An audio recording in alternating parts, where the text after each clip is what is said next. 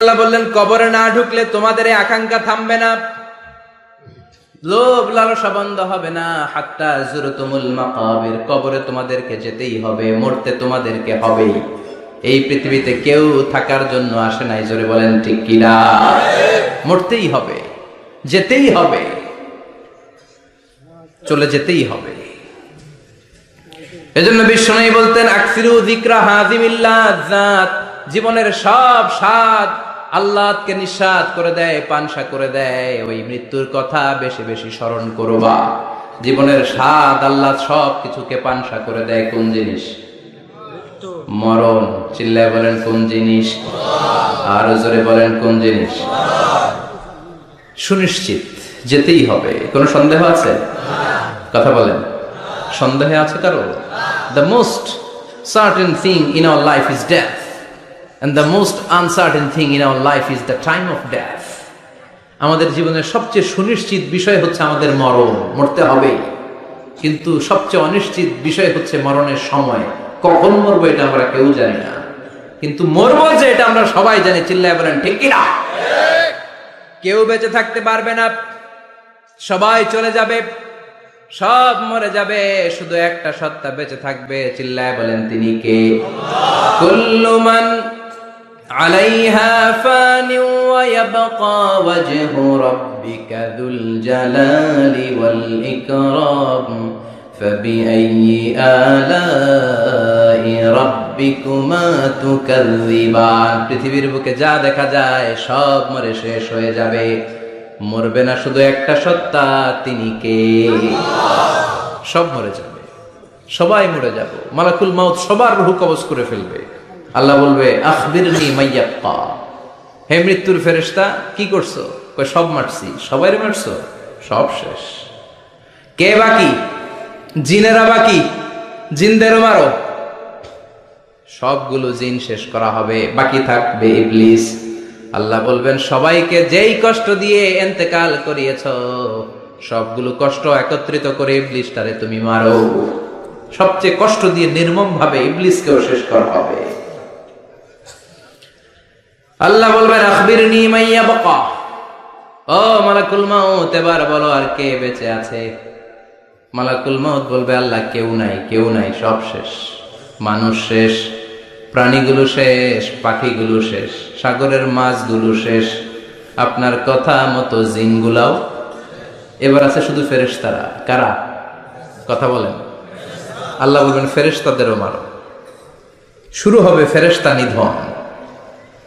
একের পর এক সব ফেরেশতার রূহ কবজ করা হবে। এবার আল্লাহ বলবে, আখবিরনি ইয়া মালাকাল মাউত মাইয়াবকা, ও মালাকুল মাউত আর কে কে বেঁচে আছে আমার একটু বলো।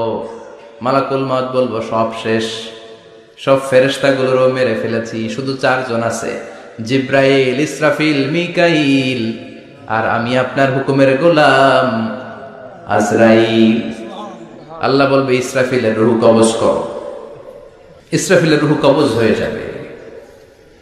মিকাইলের রূহ কবজ করো, মিকাইলের রূহ কবজ হয়ে যাবে। ইসরাফিলের রূহ কবজ করো, কবজ হয়ে যাবে। আল্লাহ বলবে, আখবিরনি মাইয়াবকা, মালাকুল মউত এবার বলো কে বেঁচে আছে? মালাকুল মউত বলবে, কেউ নাই। আল্লাহ বলবে, আসলেই কেউ নাই? মালাকুল মউত বলবে, আছে। কে আছে? শুধু আমি আছি। ডানে বায়ে সামনে পেছনে আল্লাহ কেউ নাই, সব শেষ, শুধু আমি আছি। আল্লাহ বলবেন, এবার তুই মর। মুত ইয়া মালাকুল মাউত, হে মৃত্যুর ফেরেশতা এবার তুই মর। মালাকুল মাউত হিসাব আর মিলাতে পারবে না, হিসাবটা তখন উল্টে যাবে। মালাকুল মাউত বলবে, এটা আবার কেমন কথা? আমি মরুম কেন? আমি না মারছি? আমি না মারছি? আমি মেরে সাবার করেছি সব, আমি কেন মরবো?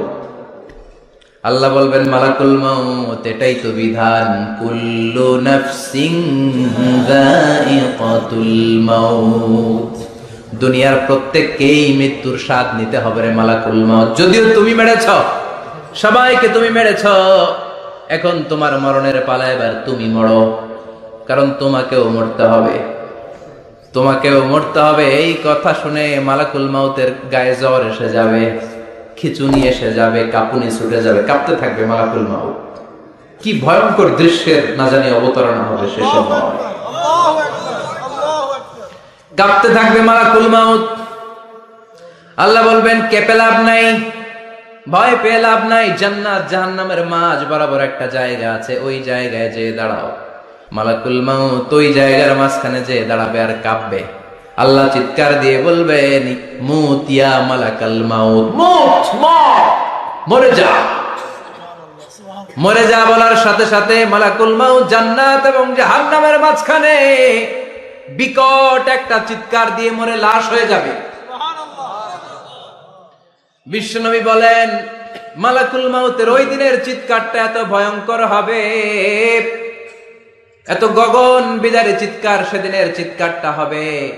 দুনিয়ার মানুষগুলো যদি তখনও দুনিয়ায় বেঁচে থাকতো, কিয়ামত হওয়ার জন্য আলাদা করে ইসরাফিলের সিংহায় ফুৎকার দেওয়ার আর দরকার হতো না। মালাকুল মাউতের এই চিৎকার শুনে কানের পর্দা ফেটে দুনিয়ার সব মানুষগুলো তখনই মরে যেত। এত ভয়ঙ্কর চিৎকার হবে। মালাকুল মাউত শেষ, এবার সামনে পেছনে ডানে বায়ে উপরে নিচে কেউ নাই, একজন ছাড়া, তিনি কে? আল্লাহ সেদিন হুঙ্কার দিবেন। আল্লাহ বলবেন পৃথিবীর বড় বড় প্রধানমন্ত্রীরা কোথায়, প্রেসিডেন্টরা কোথায়, আইনাল মুলুক, যারা ক্ষমতার দাপট দেখিয়েছে তারা আজকে কোথায়? আইনাল বিহার, সাগরগুলো কোথায়? আইনাল আনহার, নদীগুলো কোথায়? নীল নদ, মিসিসিপি, মিসৌরি নদ, গঙ্গা নদ, এই নদীগুলো কোথায়? নদগুলো কোথায়? আইনাল আশজার, বড় বড় বট গাছগুলো কোথায়?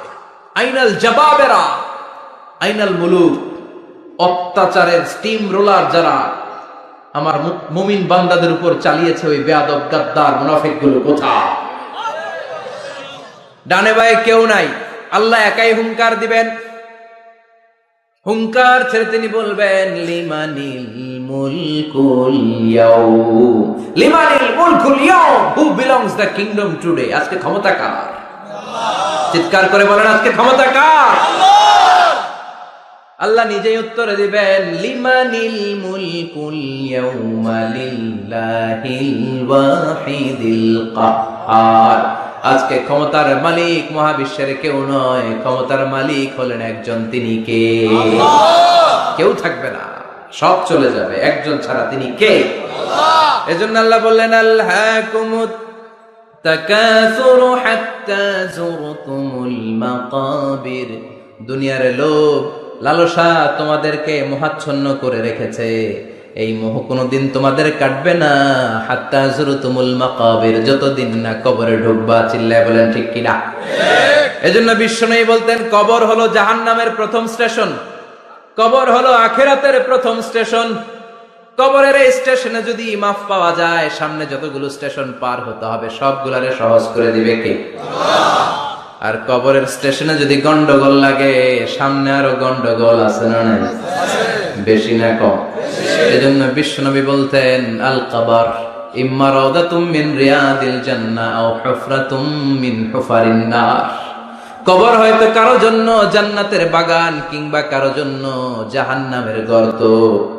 আমরা আল্লাহর কাছে দোয়া করি, আল্লাহ আমাদের সকলের কবর গুলোরে জান্নাতের বাগান বানিয়ে দাও। এজন্য বিশ্বনবী সব সময় দোয়া করতেন আল্লাহুম্মা ইন্না নাউযু বিকা মিন আযাবিল কবর। ও আল্লাহ, কবরের আযাব থেকে তুমি আমাদের বাঁচাও, পড়ে না আমিন। বিশ্বনবী বলতেন আমি দেখেছি কবরের মধ্যে তোমাদেরকে প্রশ্ন করা হবে, কবরে তোমাদের পরীক্ষা নেওয়া হবে। পুরো দুনিয়াটাই যেমনি পরীক্ষা, আখিরাতের প্রথম স্টেশন কবরেও পরীক্ষা আছে না নাই? প্রশ্ন আছে না নাই? কয়টা? জোরে বলেন। মুমিনদের জন্য 4টা, কাফিরদের জন্য 3টা। ভালো করে জানেন, চিল্লায় বলেন মুমিনদের জন্য কয়টা? কাফিরদের কয়টা? প্রশ্নপত্র ফাঁস করে দিছে কে? কথা কম। এরপরও যদি ফেল করি, দোষ কার? দোষ আমাদের, আমাদের দোষ। কবর দেওয়ার পরে 40 কদম যখন আত্মীয়রা চলে যায়, 2জন ফেরেশতা আসবে, বসাবে। এই ঘটনাটা আমারও ঘটবে, আপনারও ঘটবে, বিশ্বাস হয়? প্রস্তুত আছেন তো?